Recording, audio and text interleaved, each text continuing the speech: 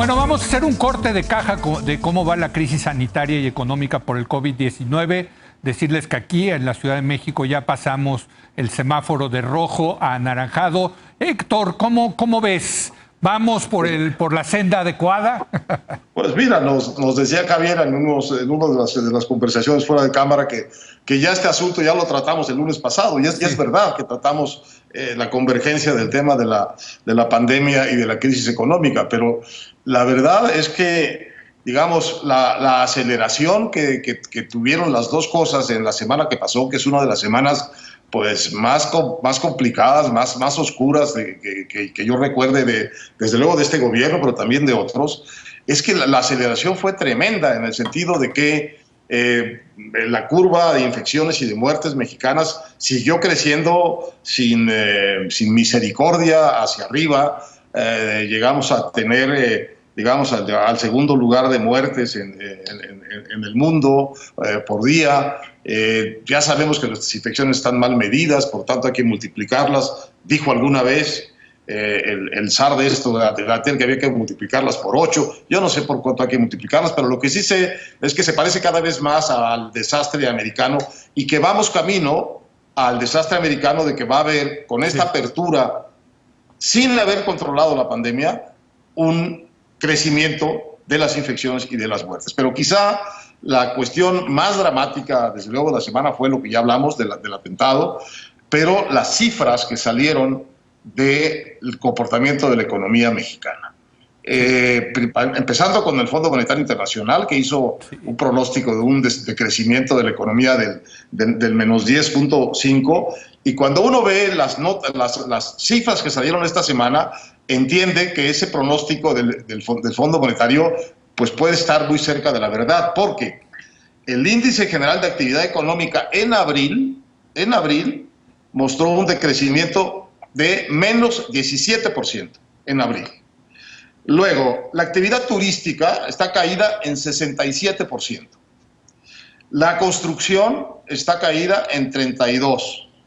La balanza comercial, menos 56% en exportaciones y menos 47% en importaciones. Las ventas al menudeo decrecieron menos 23%, y en el sector servicios hubo un decrecimiento de menos 26%.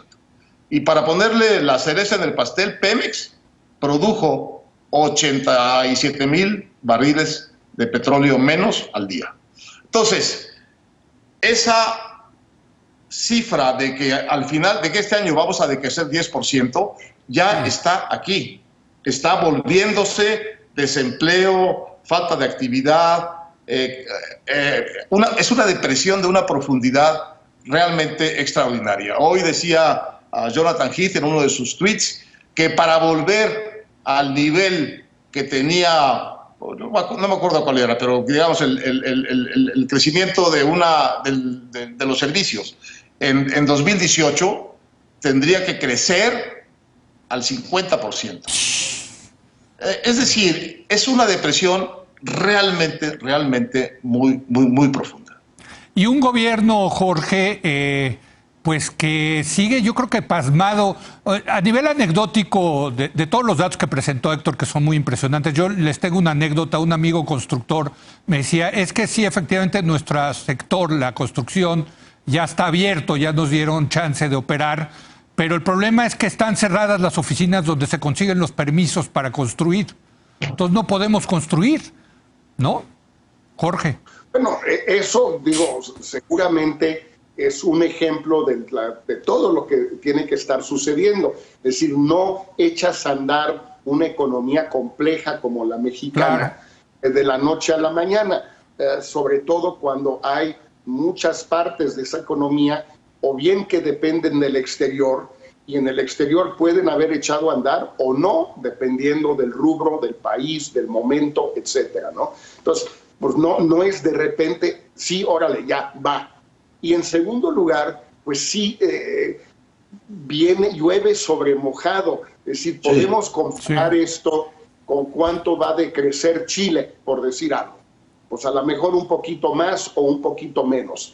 Pero el hecho es que Chile no había ya perdido la confianza de los mercados, de los inversionistas chilenos o del resto del mundo. Chile, con todos los problemas que tuvo el año pasado, no estaba enfrentando el tipo de desconfianza, el tipo de reticencia de inversión que México sí ya tenía.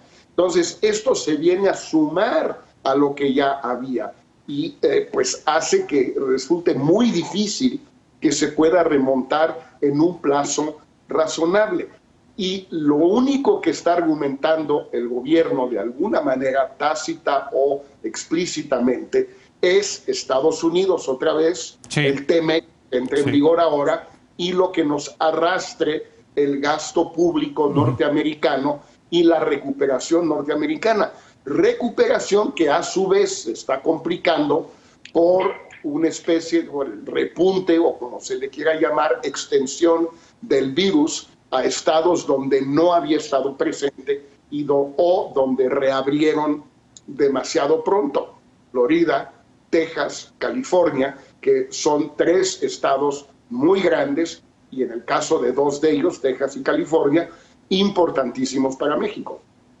Yo aquí siempre recuerdo la frase, lo que nos contaba Héctor Aguilar Camín de tu padre, Javier, de Carlos Tello, que decía que es muy fácil y rápido apagar los motores de la economía, pero es muy difícil volverlos a prender. No sé si lo esté citando bien, Héctor, pero creo que así decía tu papá, Javier. Sí, y creo que el tema es si en efecto ya tocamos fondo, el riesgo es quedarte ahí. Exacto. En el fondo, claro, buen rato. Sí, la apuesta es que no. Y como decía Jorge, la apuesta es que lo que nos va a sacar, la gran apuesta parece ser que lo que nos va a sacar es el TEMEC, y no se ve claro que el TEMEC solito pueda lograrlo, y menos en automático. Ese sería el único argumento de ir a Estados Unidos. No ir a ver a Trump, sino de ir a Estados Unidos con ese proyecto de promover el TEMEC, etcétera, etcétera, que igual se puede hacer de otra manera, no tiene que ir el presidente, no necesariamente implica ver a Trump, etcétera. Pero ese es el único tema, hablando de la visita a Estados Unidos, la única lógica que uno podría ver en esa visita. Pero en efecto sí se ve un agujero profundo en el que nos estamos metiendo, y no queda nada claro cómo podemos empezar a salir. Y como bien decía Jorge, están ahí los ejemplos de Texas, de Florida, de California, de estados que han tratado de salir demasiado rápido, provocando nuevos brotes que probablemente genere enormes presiones para que vuelvan a cerrar ciertos negocios. Entonces, la cosa se ve complicada. Oye, y cuando acabemos con los saldos de esta pandemia, Héctor, pues el continente americano saldrá muy mal, y sobre todo Estados Unidos, Brasil y México, ¿no? A ver, esta cosa del excepcionalismo mexicano es una tragedia. Esta actitud del gobierno mexicano de que nosotros vamos a resolver la pandemia a nuestra manera y de que vamos a resolver la crisis económica sin endeudarnos, es una barbaridad en el sentido, como lo estamos viendo, de que no resolvemos ni una cosa ni la otra.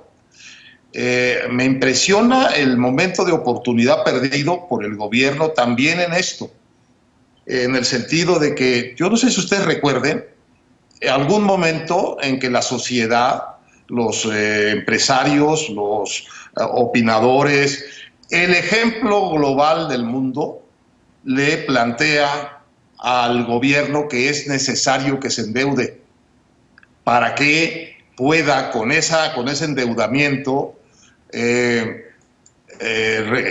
reactivar la economía, como lo están haciendo todos los países serios del mundo, buscando que la crisis económica no destruya sus redes productivas, y las están poniendo como en estado de coma para que puedan volver con fuerza cuando acabe la pandemia y empiece otra vez la actividad. Es increíble que este gobierno sea tan incapaz de corregir el rumbo en un momento tan adecuado, tan propicio, en el que podría incluso no tomar los costos de la responsabilidad de lo que está pasando, montado en la crisis global de la pandemia. Me parece increíble que haya una expectativa, una necesidad económica, una necesidad política y social de que este gobierno, a volver al tema anterior, convoque a una política de Estado de seguridad y asuma la necesidad de una deuda seria, importante, para atender seriamente los problemas de nuestra economía. Y lo vemos simplemente decir no, no, no. La palabra corregir no existe en el diccionario de nuestro gobierno. Bueno, pues desgraciadamente se nos acabó el tiempo. Jorge, te despido, muy buenas noches. Nos vemos. Javier, muy buenas noches. Leo, muy buenas noches. Y Héctor, muy buenas noches. Leo, Javier, Jorge, hasta luego, buenas noches. Muchas gracias a usted por habernos acompañado. Yo lo espero mañana en punto de las 10 de la noche, cuando otra vez sea la hora de opinar. Por lo pronto, quédese aquí con Genaro Lozano.